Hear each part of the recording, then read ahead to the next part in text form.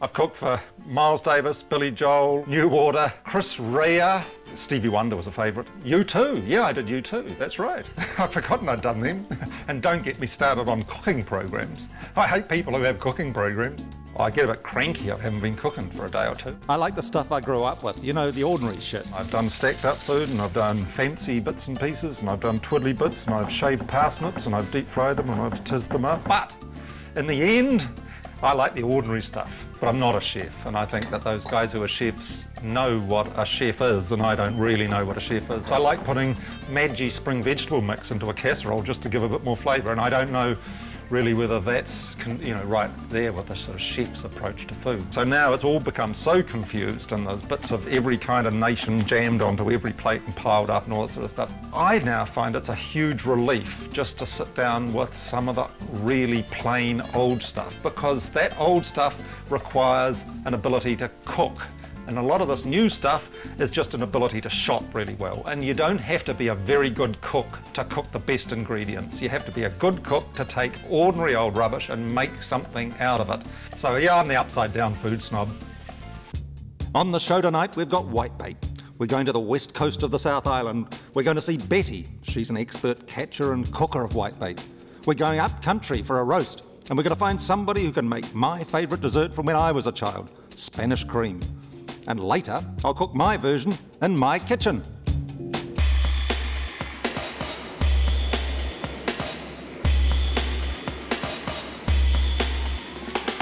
I love whitebait. I wouldn't have a season go past without having some. It would just seem a criminal act. I love it because it's a real New Zealand thing. I love it because it's so damn plain. I love it the way people will argue till they're purple that their way of doing it's the best. Whereas when push comes to shove, they're all pretty much the same. For as long as we've been here, thousands of people have been flocking to the riversides for the 3 months of the whitebait season. However, it hasn't always been the expensive delicacy that it is today. Oh, of course, I've seen some mighty big catches, especially in the old days, like some terrifically big catches in the day. What sort of weight? Oh, well, up to about 50 kerosene tins and that.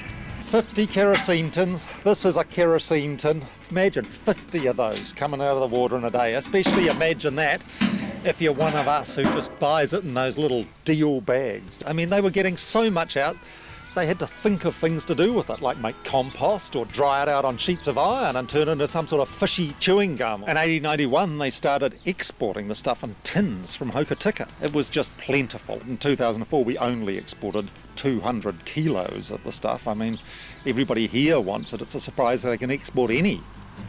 So the big question has to be, as we head off to the rivers every year to catch these crazy little fish, why on earth do we want to eat them? Heads, tails and all. Well, whitebaiting is like so many things all rolled to one. On the one hand, it's like being a forager or hunter-gatherer thing, depending on which magazine you read. It's like lotto. I mean, you throw your net in, you just have no idea what you're going to get back. And it's the physical act of being a New Zealander. It's one of the few opportunities that you can get if you've just got a net in the back of your car to go out and do something that makes you uniquely New Zealand. Anyway, here's someone who knows what I'm talking about, Betty. Well, she's 80, she lives in Haast, and she hasn't missed a season in 74 years. She's whitebait aristocracy. And for as long as she's been catching them, she's been cooking them.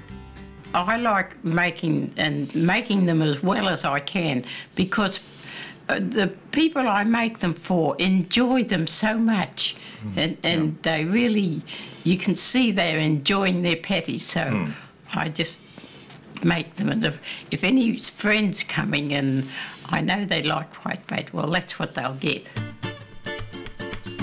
This is the recipe that we've used for many, many years. I think it's the best recipe because it's nice and light, and you can get plenty of whitebait in it. Betty's recipe really depends on having a lot of whitebait. You have to, there's so little fluff holding together so much whitebait. The key is just this light thing barely holding together a whole lot of bait. The first surprise from Betty was Don't say you're going to make me eat a whitebait patty. I'm not going to make you do anything you don't want to do, Betty. What are you saying here? You don't want to eat whitebait. No, I don't want to eat whitebait. She doesn't want to eat whitebait. And then she says she doesn't like them. So you've been catching and cooking whitebait for how many years? Oh, 74? 74 years. And now you tell me you don't like it. No, I don't really like them, but I do get a lot of pleasure out of cooking them for other people because I enjoy the way they enjoy them, you know. The next thing was her trimming the edges of them with the scissors around the edge, which was pretty delightful sort of trick. Now these are quite ragged round the edge, I'd have to say, Betty. I mean, you wouldn't take these out anywhere, no, would you? What would you do? I'd get the scissors and cut around the edge of them before I took them out to the to a potluck tea or something like that. You happy with them? Not bad.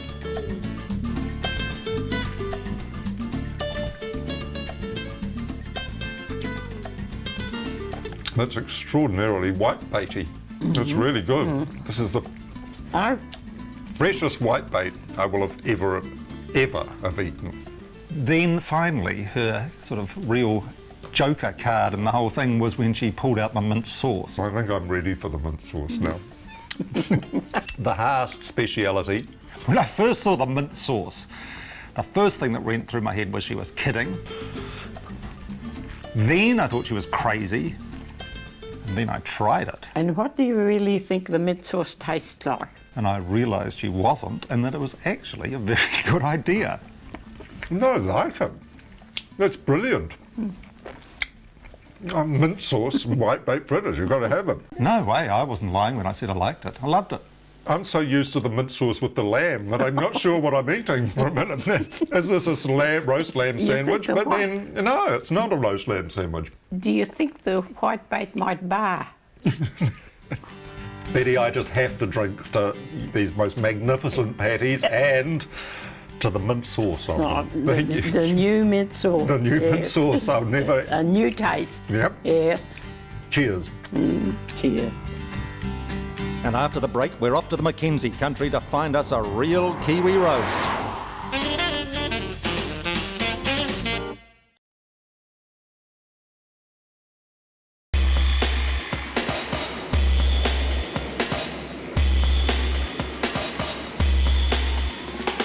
Roasts in the show because I don't think you could do a food show about New Zealand food without tackling the Kiwi roast. The Kiwi roast is the big thing because of these things here behind us. Those sheep look worried. In 1861 to 1881, 500,000 people arrived to New Zealand and they came from a kind of hungry England, and when they got out here there was a hell of a lot of this stuff walking around. So they could behave like rich people, eat like rich people, as long as the rich people they were eating like were eating legs of sheep. So they dive face first into a pan of roast mutton. Mutton, more mutton, mutton, mutton. Roast mutton's a hands down winner every time. I can't think of anybody out there, and I'd be welcome to take a letter from somebody who's willing to say that they prefer to eat boiled mutton. You could sort of crumb fish and cornflakes and sesame seeds and make some fabulous wasabi mayonnaise for it. But if you can't do a bloody roast, then you're not much use as a cook, I don't think. However, I reckon the high country and hungry shearers are the spiritual home of the Kiwi roast. All those legends are mutton for breakfast, mutton for lunch and mutton for dinner. So we went searching for a master roaster to teach us a few tricks. We're at the top of the Lindis Pass, and 17 kilometres over there there's a leg of 6-year-old mutton waiting to go in the oven. Jiva Innes lives in the high country at Dunstan Downs, a farm just out of Omarama. And she's a hell of a capable girl. And here she is with her favourite knife. To me, it is the traditional country meal. Apart from being easy and simple, it's easy to get, it's here. So when anyone's coming home or you've got visitors, that's what goes in the oven. Handsome leg in front of us, that's right. Merino. A merino. And it's old too, isn't it? It's probably 5 or 6 years old. And you think hanging is the key, don't you? I do. It's the way it's killed and the way it's hung. Yes, the friendly way it's killed and then hung. Goes straight in the oven in my dirty pan. Never clean my roasting dish. I prefer to call it a well-seasoned pan. Most people think I'm a shocking housewife because I have a dirty cooking pan, but there's method in my madness. Jiva's theory, if I understand Jiva correctly, is that it's all in the killing, that the meat that we buy in town is stressed. It's been terrorised, I think, to use her words. It's been put onto a truck, it's been carted about, it's been dehydrated, it's been scared for several days, and then it gets one hell of a big fright, and then it gets an electric shot and a bolt in the head, and it's dead. Her way of killing it, by all accounts, is to kind of take it out somewhere that it likes, you know, one of its favourite spots on the farm, and sing it one of its favourite operatic arias, and then whip its head back and kill it just while it's sort of humming along. Roasts in many ways are like a religion. You've got a holy trinity of roasts. There's the high country roast, the Sunday roast and the pub roast. All together, 3 in 1, all the same, but all different. So with Jiva's roast in the oven, I headed down to the Amarama pub to check out their roast. You've got the roast back on the menu. How long have you had it back on? Oh, probably going on to a year, really. Yeah. Why did you put it back on? Oh, of course there's demand for it. People were coming in asking for a roast on a Sunday. We never had it, so we put it on and it's really taken off. I just adore that pub roast, that flavour of reheated roast, the flavour of, you know, it's just different. It's not, you can't make it at home. It's the one sort of thing, like you can't replicate it yourself. Your roast is a bit flash, what's in it? It's quite a big one. It's usually 10 vegetables on the plate. So what size plate is that? Oh, it's a decent sized plate, you'll see, you know, I don't know. 2 hours later, back at Dunstan Downs, Jiva's roast is coming out of the oven.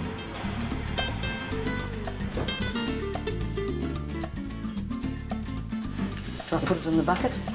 Well, just be careful you don't tip that brown stuff. No, it's all still there. That'll be pretty much fat, yep. Which my hens will get. Lucky hens, because there's all that brown. Look at that, that's brown as anything. Yes, it's fat too. Jiva's gravy is really something that takes you quite a bit of getting your head around. First, there's a roasting pan, which she never cleans, which is quite shocking. And then there's how much of the brown stuff she tips out, but it's quite wonderful to hear that her brown stuff is all going into the chicken food, and the chickens are at least getting the experience of delicious browned hogget, which is probably not something that every chicken gets in its life.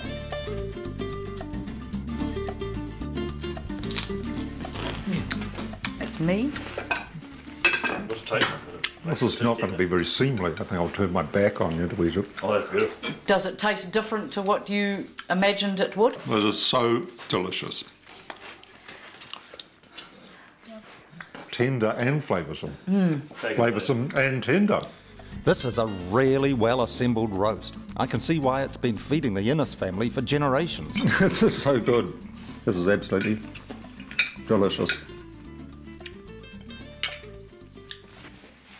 And we've still got dessert to come. Spanish cream. Boy, this is a good one. I haven't had this since I was a kid, and to find a recipe for it I have to go to my old cookbooks, of which I've got so many. It only came out on special occasions, and it was kind of flashier and more mysterious, and it was moulded, and it was unmoulded onto a plate, and it was cut up. There was a lot of ceremony that surrounded it that wasn't there with ordinary desserts. To make Spanish cream, we're going to meet rehabilitated restaurateur and food socialite Michael Lee Richards. It's an old favourite, and I've got to say, my mother never made it, but we did have this aunt, Edna, who did. So how was it served? Honestly, it was just served in glasses. Very simple. Right, so Spanish cream's very simple. You make a light custard, add some gelatin to make it set, and then just before it's set, you beat up the whites and fold them in, and then it becomes a light, fluffy moulded dessert. Michael made his custard, put in the gelatin. I was down at the pub having a beer. And then he went to the pub. And so I thought, gosh, isn't this nice? I don't know, maybe we're doing something. So I thought, oh, shit. And when he came back from the pub, his custard had set, but the egg whites weren't in it, and it really is a bit of a trick to get that custard back into a state for the whites to go in. This looks like cheese, mate.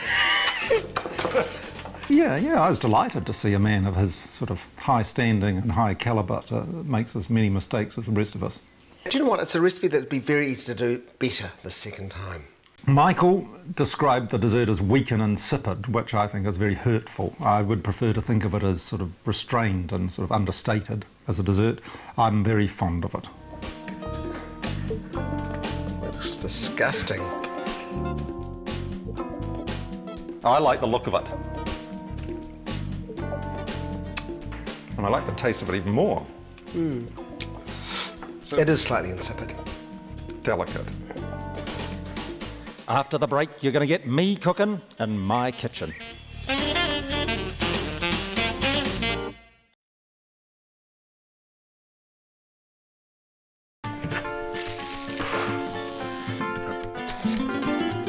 Right, so I'm going to have a crack at those dishes we've just seen, and I'll try and show you a few tips to make what is actually some really simple dishes work really well for you. The whitebait recipe I'm cooking today is a great one for those of us in town who have to buy a whitebait down at the fish shop in the little wee bags for something like, sort of like $60 or $80 a kilo, because you don't want to then take a recipe which was written by somebody who got their whitebait in a gigantic, great sort of bucket out of the river and then have 2 whitebaits sitting in the corner of the batter. Mix together 1/4 cup of flour, 1/4 cup of beer, little salt and pepper. Mix it together, it's going to be a gloopy mess. Add the whitebait and stir it all up.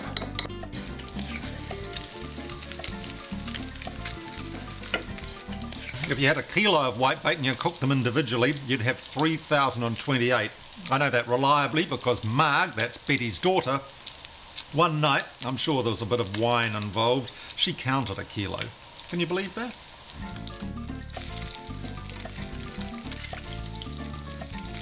That's the whitebait done. Let's do the roast, eh? If you type a Google search for Kiwi roast, then one of the first hits you get is one of the cheerleaders from the Warriors, and her favourite meal is the Kiwi roast. And if you go to any pub, there's a Kiwi roast. If you go onto the farm, Jeeva's shown us, they serve the roast. Everybody does a roast, the Kiwi roast. So, I've got to tackle the Kiwi roast. Rightio, look at this lovely handsome bit of meat here. This is a leg of hogget, that's 2 tooth. I have to come straight here. I keep banging on about going to the supermarket for everything, but I went to the butcher to get this one. And I'm going to have to hack the bit off the side here. Actually, this is a good time to introduce my tea towel of the week this week, where we've got all our sheep types on it. Get it up the right way for you. Look at that. There's the one that Jeeva fed us in the middle there, and I guess this one must be one of these other sheep here. I'm not actually too expert on my sheep types. To fit this handsome leg of hogget into the pan, I'm going to have to cut the end here. This is, I think, one of the joys of buying it from the butcher, is you get the sort of handyman experience of sawing through the bone. I've got my hacksaw from the garage. And here we go. Through the bone. Sort of what it must be to be an orthopaedic surgeon. Right. Now, I'm roasting this on a bed of onions. For me, onions are the base note of cooking. It's where all the brown, delicious flavour comes from. And when you cook this leg of hogget on top of it, all the sort of aromatics come floating up and season and soften the meat. We're going to be cooking this for a long time on the bed of onions. I'm going to just lightly salt them before I put it on, because that just helps them break down and become more brown and delicious. I just love onions. Okay, sit it on top, tuck it down, then put red wine around it. When I say red wine, I mean cheap red wine. Don't be seduced by anything above $10. Then cover it tightly with foil and in she goes. Okay, so that's 160 for 5 hours. Next thing, oh the Lords. There's all the vegetables in here. I put them in 2 hours ago. Potatoes had to go in a separate dish, just like Jeeva's, because the leg's so big. Okay, there it is. Cover it, put it to one side, put it somewhere where it's not too cold. Come closer. I've got the pumpkin and the parsnips, we know about that, the potatoes in a separate dish, but the onions, that's what I want you to see. They're all completely soft and browned and delicious. Now I've got a choice. I can take the onions out and serve them in a separate dish, but I'm going to leave them in and have a very sort of rich, oniony gravy with this roast today. I've much more carefully than Jiva tipped the fat off, leaving a little bit in there so I can brown the flour in it. So I'm going to throw in a handful of flour, get that brown, and I want the fat there to brown the flour. And if you don't brown the flour, it tastes like, well, I've never tasted it, but I imagine it would taste like wallpaper paste were you to eat it. Add in a bit of water and red wine. Life is a long journey towards the perfect gravy, and I am in my middle years, and I feel that there is better gravy in me yet. Perfect, that's gravy done. Well, my Spanish cream recipe came out of the New Zealand Women's Institute book. I don't know what recipe my mother used for her one, and I don't think I'm doing it exactly the same as the way it was done then, because I've put a bit more thought into it. So, you need to beat together 2 egg yolks with 2 dessert spoons of sugar. Add 2 cups of hot milk and a little bit of vanilla. Put it back on the stove, but be very careful not to boil it. Then add 2 dessert spoons of gelatin dissolved in 1/4 cup of boiling water. Put that aside to cool. Then when it's almost set, beat up the 2 egg whites and fold it together. Pour it into a mould and pop it into the fridge. I think it's an easy thing to make. It's not a carefully constructed sort of Bavarian cake or anything like that. No, it's at the simple end of difficult. Well, here they are, my versions of these Kiwi classics. Delicious, crisp whitebait patties, a leg of hogget you could eat with a blunt spoon, and gravy that would melt porcelain. From the corners of my memory, Spanish cream, which I've filled with some freshly stewed rhubarb. Well, thank you very much for coming to my Kiwi Kitchen. I've had my eye on this bone here, so I'm going to grab it. And you guys can have a go now. See ya. Come on, you guys. Dig him. Where